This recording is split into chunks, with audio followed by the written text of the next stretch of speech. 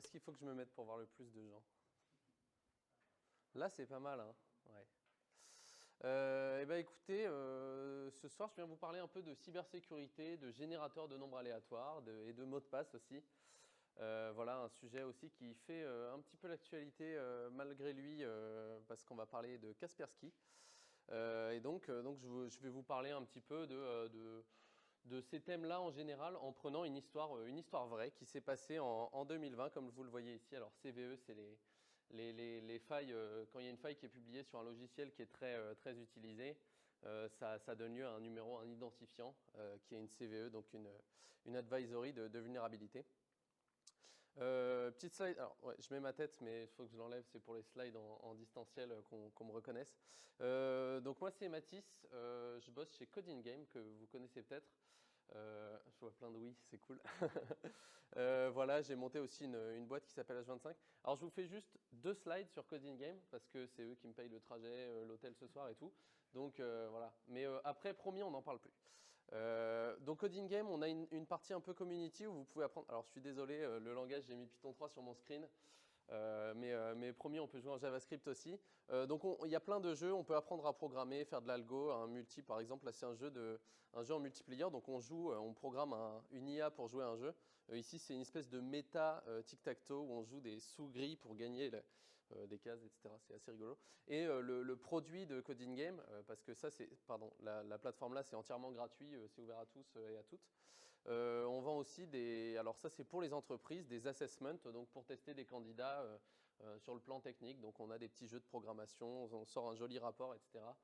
C'est un truc qui est très calibré pour qu'on puisse avoir une bonne éval des candidats techniques avant de les recevoir en entretien.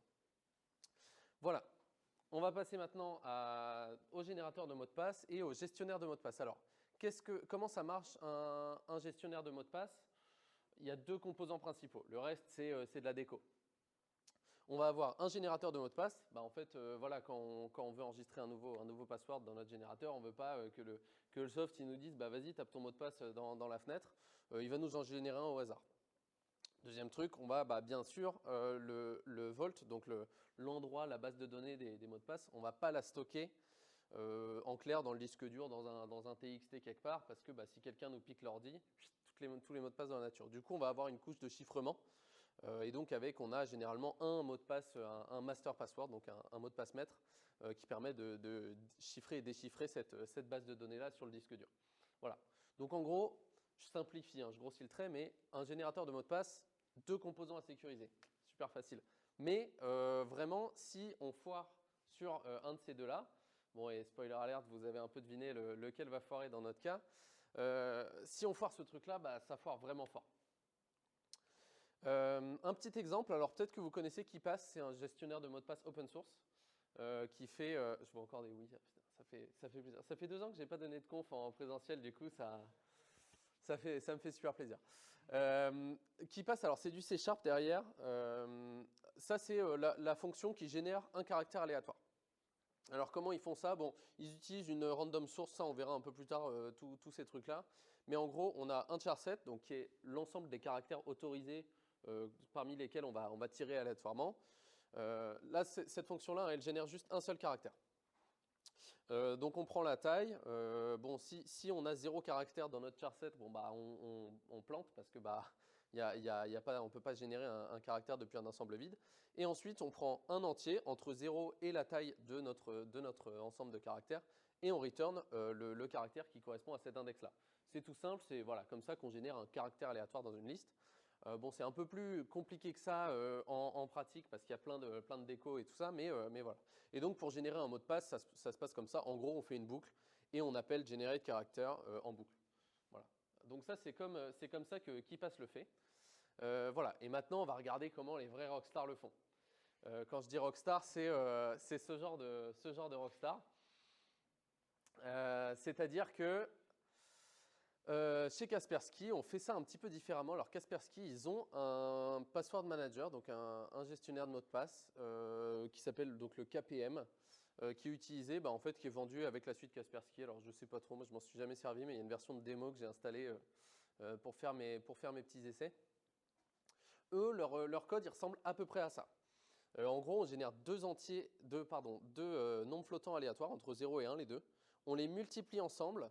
Après, on multiplie par la taille de notre jeu de caractères et on prend le caractère qui correspond à cet index-là. Donc bon, ça, c'est recasté en int derrière. Mais voilà. Ça, on peut se dire, mais attendez, est-ce que c'est uniforme? Est-ce que le tirage, il est uniforme comme suite qui passe? En réalité, absolument pas. On voit que le premier caractère de la liste, il est tiré vraiment très très souvent. Et de moins en moins, et le dernier caractère de la liste. Alors ici, j'ai mis que les minuscules. En réalité, c'est un petit peu différent. On va voir pourquoi. Mais voilà, c'est quand même un peu dégueu la manière de générer ça. Parce qu'on va avoir les index du coup en début de liste qui vont être tirés beaucoup plus fréquemment. Alors, est-ce que ce truc-là, c'est une backdoor? Moi, j'ai envie de répondre probablement pas. Vous allez voir, cette slide, elle va revenir plusieurs fois. Parce que c'est pas le premier truc, c'est pas le dernier truc où on va se dire est-ce que c'est une backdoor ou pas. Mais c'est vraiment chelou. Alors, en fait, il y a une explication derrière ça. Le Kaspersky Password Manager, ils ont un ensemble de caractères dynamiques. Donc, c'est-à-dire que les caractères parmi lesquels ils vont tirer, il va évoluer au cours du temps. En gros, au début, on commence avec une liste de caractères. Donc, on va le tirer selon cette distribution très bizarre qui va tirer d'abord les premiers caractères. Une fois qu'un caractère est utilisé et tiré aléatoirement, il va être mis tout à la fin de la liste. Et du coup, il va avoir beaucoup moins de chances d'être tiré à nouveau. Donc ça va nous faire des caractères qui vont avoir tendance à avoir des caractères qui sont tous uniques. Mais voilà, donc on a un peu ce tirage-là. Et donc la distribution de probabilité, elle change. À chaque fois qu'on génère un nouveau caractère, on va avoir ce tirage-là qui change sur notre alphabet. Alors, donc du coup, en fait, au lieu d'être complètement aléatoire, le KPM, ce qu'il va faire, c'est qu'il va biaiser vers des caractères qui sont non humains. Donc, c'est-à-dire, dans un mot de passe, on va plutôt avoir tendance à mettre des voyelles, mettre des chiffres pour remplacer des lettres, etc. Ici, Kaspersky, par exemple, il va mettre initialement, au début de liste, il va mettre le J, le X, le K, des lettres qui sont peu utilisées dans des mots de passe qui sont créés par des humains. Et ça, c'est fait pour, en fait, un peu prendre à contre-pied les logiciels qui font du brute force basé sur des listes de Markov, des chaînes de Markov. Donc notamment, on a Hashcat et John qui sont des softs qui permettent de brute forcer des mots de passe. Alors, je vous explique dans 2 secondes ce que c'est, dans même 0 secondes, ce que c'est un brute force Markov. Donc, on va en fait, pour créer un logiciel comme John de Reaper, comme Hashcat, on va soit prendre une énorme liste de mots, alors on a rockq.txt par exemple, 14 millions de mots de passe réels d'utilisateurs, ou sinon on va avoir des processus, des algorithmes qui nous permettent de générer des mots de passe à l'infini, d'en générer qui soient un peu ressemblants à des mots de passe qu'on trouverait dans la nature. Donc ce qu'on fait, c'est qu'on prend un vrai dataset de vrais mots de passe, donc rockq.txt par exemple, mais il y en a plein d'autres, et on va apprendre des règles. Alors, cet apprentissage, il se fait justement, alors si ça vous intéresse, c'est les chaînes de Markov, c'est un truc qui est super intéressant. Mais en gros, cet algorithme-là, il va un peu apprendre des règles. Donc par exemple, si on voit un T, un H, généralement dans un mot de passe humain, on va avoir un E majuscule, un 3, etc. Un 2, ce sera peut-être plutôt 2022 par exemple. Voilà. Donc on va avoir ce genre de règles qui va avoir un peu des espèces d'heuristiques où notre processus, il va se dire, ah bah d'accord, un mot de passe humain, ça a tendance à respecter à peu près ces règles-là. Et donc, après, il peut générer plein de mots de passe un peu aléatoirement en suivant ces règles-là. Et donc, voilà, en prenant ces lettres rares au début et même en influençant notre création de mots de passe, en influençant envers ces lettres-là, en fait, on va rendre notre mot de passe vraiment très, très résistant face à ces attaques-là basées sur des modèles de Markov. Parce que du coup, ils vont pas du tout ressembler à des mots de passe qui auraient été générés par des humains. Donc en fait, voilà, ce que je vous mappe là, c'est un petit peu, ça c'est le générateur de mots de passe classique qui passe, mettons, ça c'est les humains, voilà, ils mettent password 1, 2, 3, ils sont contents. Le KPM, ils vont en fait diminuer un petit peu l'entropie, parce qu'en fait, les mots de passe, un mot de passe de 16 caractères généré par le KPM ou par un truc fully random, le KPM, on va avoir moins d'aléatoires. Mais en fait, un processus de Markov va avoir plus de mal qu'un fully random avec un cracker basé sur Markov. Voilà, donc ça peut être vu comme étant quelque chose d'intelligent, mais en fait, déjà, bah, en fait, on pourrait juste entraîner un modèle de Markov qui apprend un peu les règles, bah, qu'il y a un K, un X et tout ça au début. Si on sait que notre cible, elle utilise le KPM, on peut du coup entraîner un modèle de Markov pour péter son mot de passe plus facilement. Et en fait, finalement, avec 16 caractères aléatoires, on n'arrivera pas avec John the Ripper à trouver, à craquer le mot de passe. Donc finalement, ça partait d'une bonne intention, mais c'est finalement pas une si bonne idée que ça. En plus, voilà, ça donne lieu à des soucis d'implémentation, même d'image, parce que bah, du coup, on se rend compte que c'est un peu n'importe quoi ce qu'ils font. Donc on peut se dire que c'est un peu codé par des amateurs, et c'est pas la dernière de nos surprises ce soir. Voilà, donc finalement, en fait, on va se ramener à, on sacrifie de l'entropie et en plus de la difficulté. On va parler maintenant vraiment des nombres, des générateurs de nombres pseudo-aléatoires, les PRNG. Leur but, donc c'est des algorithmes, hein, c'est des bouts de logiciels. Vous en avez tous et toutes utilisé random.random, des trucs comme ça, pour générer. On génère ce qu'on appelle de l'entropie, c'est-à-dire un générateur de nombres aléatoires. Ce qu'il fait, il crache des 0 et des 1. Le but, c'est qu'ils aient zéro corrélation, zéro prédictabilité entre les 0 et les 1. Après, ces 0 et ces 1, on en fait ce qu'on veut, hein. On peut les transformer en des nombres, en des index, en des flottants. Vraiment, on peut en faire ce qu'on veut. Mais généralement, ils vont tous partir à la base de bits. Voilà. Un truc qui est très intéressant, c'est que la plupart des PRNG de la plupart des langages sont faibles et prévisibles. Tous les langages que je vous affiche là, on peut assez facilement, à partir en fait d'une séquence de nombres qui ont été produits par ce générateur de nombres aléatoires là, prédire la suite. Et ça, bah ça peut poser un certain nombre de dangers. Alors, on prend par exemple l'exemple, alors je crois que c'est le RNG de Java et de C++. Je crois que ces deux-là utilisent les LCG. Les LCG, c'est une formule mathématique toute simple. On initialise notre générateur avec une valeur x0 qui s'appelle la seed. X0, c'est voilà, un nombre, mettons, de 32 bits ou 64 bits. Ça, généralement, on le tire par exemple en prenant des bits d'horloge ou un peu une source déjà aléatoire qui est sur le système. Mais voilà, c'est une valeur là qu'on doit choisir. Et ensuite, pour calculer la valeur suivante, on la multiplie par une constante A, on ajoute une constante C et on fait modulo, donc on coupe à 64 bits, mettons. Donc voilà, et donc ça, c'est un générateur de nombres aléatoires qui va nous permettre, donc vous voyez, c'est une espèce de fonction affine. Et donc, à partir de x0, on peut calculer x1. À partir de x1, on le rebranche dans ce truc-là et ça nous donne x2, etc. Comme cette constante A est suffisamment grande, on ne peut pas le voir directement, ces motifs-là. On ne va pas voir que ça nous donne une fonction affine qui fait des petits points et qui évolue assez doucement. Ça reste quand même des trucs qui visuellement ont l'air random. Mais voilà, le LCG, c'est comme ça que ça fonctionne. Mais du coup, si on récupère une seule sortie du LCG à un moment donné, eh ben, en fait, on peut prévoir tout ce qui va recracher sur tout le futur, en fait, tant qu'il n'est pas reseedé. Et donc, voilà, typiquement en Java, en C++, on peut faire ça super facilement. Alors, petite démo JS. La première fois que j'ai fait cette démo en Java, elle n'a pas du tout marché. Et ce soir, c'est la première fois que je fais la démo en JS. Avec un exploit qui est à peu près 20 fois plus long. Alors, où est-ce qu'il est? Paf, je l'ai mis juste là. Alors, voilà, bon.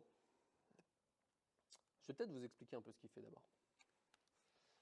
Alors, c'est un POC tout con qui utilise donc mat.random ici. Donc, ce que je fais, c'est voilà, je fais une boucle while. On tire un nombre aléatoire, donc un flottant aléatoire. J'enlève le 0 point, comme ça nous fait juste plein de chiffres. Donc, on aura 18 chiffres, je crois, c'est un truc comme ça. On dit à l'utilisateur, vas-y, devine à quel nombre je pense. Et on dit, est-ce qu'il a bon ou pas? Et on fait ça en boucle. On tire un nouveau nombre aléatoire, etc. Donc, on a des chances infinitésimales de trouver le bon nombre, normalement. Sauf que, bah, heureusement, ce RNG, il va nous donner la secret number. Si on se trompe, il nous dit, non, je pensais à ça. Et donc, en revenant un petit peu sur ce principe-là, alors, le RNG de JS, c'est pas celui-là, c'est pas un LCG. Il s'appelle XORShift 128+, qui a un nom très sexy et qui est un peu plus dur à casser, mais vous allez voir, ça va quand même assez vite. Alors, du coup, ce code-là, il est là. Tac. Hop, je vais nous ouvrir là, voilà. Désolé, hein, je fais pas trop de JS, donc pour moi, c'est comme ça que j'exécute du code. Et on voit bien d'ici ou pas? Ah, on voit pas très bien. Bon, c'est pas très grave. Est-ce que quelqu'un veut tenter sa chance? Je vous le montre, ok, on devine 1, 2, 3. Voilà, c'est le nombre de chiffres qui est attendu, ça. Il me faut 4 guesses de plus, parce qu'il faut 5 nombres pour péter Xarshift 128+ de Chrome. 42. Pas tout près. 314, allez. Encore 2. 12. Quelqu'un qui veut me donner un truc avec plus de chiffres, peut-être? 4348. Raté. Bon, pas ce soir, mais un jour je l'aurai. Ok, et bah on va prendre. J'ai mon POC. Alors en Python, il est un peu gros quand même. On utilise un solveur de contraintes, etc. Mais avec ces 5 nombres-là, on peut retrouver du coup l'état interne du générateur. Donc ça correspond un petit peu au X que je vous montrais sur au X0, X1, etc. On peut retrouver les bits de l'état interne, donc des variables internes du générateur, et récupérer comme ça, réussir à prédire la suite. Alors, il faut juste que je les copie-colle une par une. Ouais, c'est un POC fait un peu à la va-vite. Merde.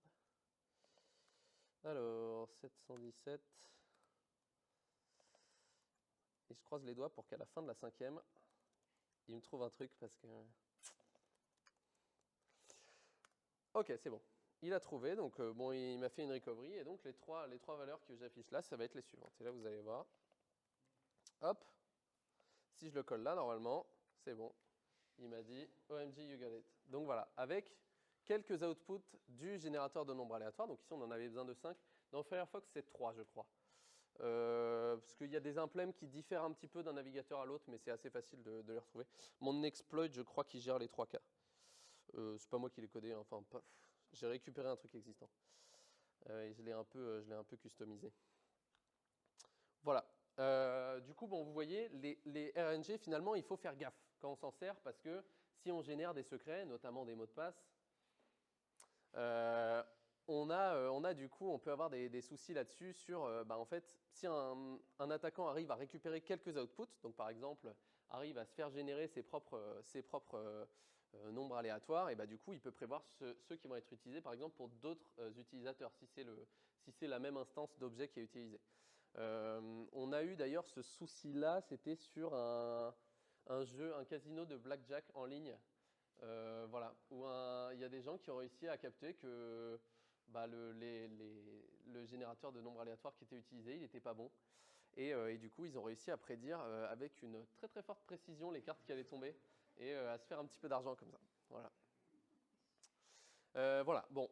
Maintenant, ça fait peur un petit peu ça. On peut se dire, bon, c'est la merde, il ne faut plus du tout utiliser de random en informatique. Mais si, heureusement, on a les CSPRNG. Alors, c'est Cryptographically Secure Pseudo Random Number Generator. Et donc, du coup, ça va apporter, c'est un générateur de nombres aléatoires qui va apporter une sécurité cryptographique. Je ne sais pas si j'en parle d'ailleurs de pourquoi, en fait, les PRNG, par défaut, ils sont vulnérables. C'est connu, hein, ces trucs-là. La personne qui a inventé les LCG, il ne s'est pas dit oh, c'est le truc le plus sécurisé de la planète, je tiens un truc de fou. Il y a des questions de performance en fait. Un PRNG, un LCG, c'est 3 lignes de code, ça prend 3 cycles CPU à générer un nombre. Un CSPRNG, pour le coup, c'est supposé inviolable. Et donc du coup, ça va prendre un petit peu plus d'opérations parce qu'il y a plus de trucs qui se passent sous le capot. Souvent, ça se trouve du coup dans les paquets cryptographiques des différents langages. Voilà, alors en JS, je ne sais pas ce que c'est. Des fois, c'est directement le langage, le générateur de nombres aléatoires par défaut fourni avec le langage. C'est un CSPRNG, c'est le cas pour Rust et Go. Et dans les langages un peu conventionnels et à la mode, c'est les deux seuls qui utilisent ça. Tous les autres, c'est des PRNG qui sont tout pourris. Voilà. Et donc, bon, bien évidemment, les générateurs de nombres aléatoires, ils vont avoir besoin d'utiliser des CSPRNG. Parce que sinon, bah, les mots de passe qu'ils génèrent peuvent être prévisibles. C'est-à-dire que par exemple, si on a un utilisateur, on connaît un de ses mots de passe, on va pouvoir potentiellement déduire le suivant, le suivant, le suivant, etc. Donc, ce serait quand même bad practice d'utiliser autre chose qu'un CSPRNG. Voilà, donc Kaspersky, ils utilisent un CSPRNG qui s'appelle Mersenne Twister, dont vous avez peut-être déjà entendu parler, qui est en fait pas du tout un CSPRNG, qui est le truc qui est utilisé dans Python, dans C, C++. Alors celui-là, il est un peu plus sécurisé, c'est-à-dire que donc Java, il nous faut 2 outputs, JS, il nous en faut 3 à 5. Pour Mersenne Twister, il en faut 624, je crois. Mais quand même, quand on est dev sur une appli comme ça qui génère des secrets, on n'utilise pas Mersenne Twister vraiment, sinon on passe pour un peintre, quoi. Voilà, une fois de plus, est-ce que c'est une backdoor? Non, mais vraiment là, c'est de manière évidente, il n'y a pas eu de review de sécurité sur ce truc-là, ce qui est un peu dommage quand on s'appelle Kaspersky. Troisième élément qu'on va regarder, c'est un paramètre qu'on appelle la seed. Je vous en parlais un petit peu plus tôt c'est la valeur x0 du LCG. On est obligé, en fait, quand on a un générateur de nombres aléatoires, de l'initialiser, d'initialiser ces variables, parce que les ordis, ils sont déterministes, ils font des opérations, on ne peut pas leur dire « sors-moi une valeur aléatoire comme ça ». Donc généralement, ce qu'on fait, c'est qu'on prend le nombre de ticks d'horloge qui se sont écoulés depuis l'initialisation de l'ordi. Il y a des histoires de nombre de paquets réseau qui sont passés sur la carte réseau, etc. Donc des données qui vont fluctuer énormément, même d'une milliseconde à l'autre sur un ordi, ça va complètement changer. Et donc ça, c'est sur ça que se basent généralement les langages pour calculer automatiquement une seed. Il y a plein de méthodes différentes. Et un truc qui est intéressant du coup, comme les ordis, les processus, les algorithmes sont déterministes, 2 instances de générateurs qui vont avoir la même seed vont aussi avoir du coup exactement le même comportement avec le temps. Alors petite démo, hop, on passe encore à un énième langage, c'est du Python. On importe random, alors je seed mon générateur avec 1, 2, 3, 4, je lui dis génère-moi 2 valeurs entre 1 et 10 000, 7221, 1915, je re-initialise avec cette graine-là, et ça me sort exactement les 2 mêmes valeurs. Voilà, donc ça c'est un comportement attendu d'un RNG qui reçoit la même seed plusieurs fois, ou même si je teste ça aujourd'hui ou dans 10 ans ou sur un autre ordi, normalement si on utilise la même version de logiciel, la même graine devrait nous donner le même comportement en tout point en fait. Voilà. Alors si on arrive à faire fuiter la seed, tous les numéros, tous les nombres qui sont produits vont être prévisibles. Alors pour un CSPRNG, on le laisse généralement s'initialiser lui-même. Il n'a pas besoin de nous. Alors je crois qu'on peut quand même le seeder si jamais, mais généralement on ne le fait pas et il a un processus qui est sécurisé pour faire ça lui-même. Alors qu'est-ce que c'est ça? Ah bah oui, ça c'est le code de KPM, donc de Kaspersky Password Manager. Donc ici, on voit qu'ils utilisent MT19937, c'est le joli surnom de Mersenne Twister, donc qui est le RNG non sécurisé. Et donc ils ont un paramètre qui s'appelle seed.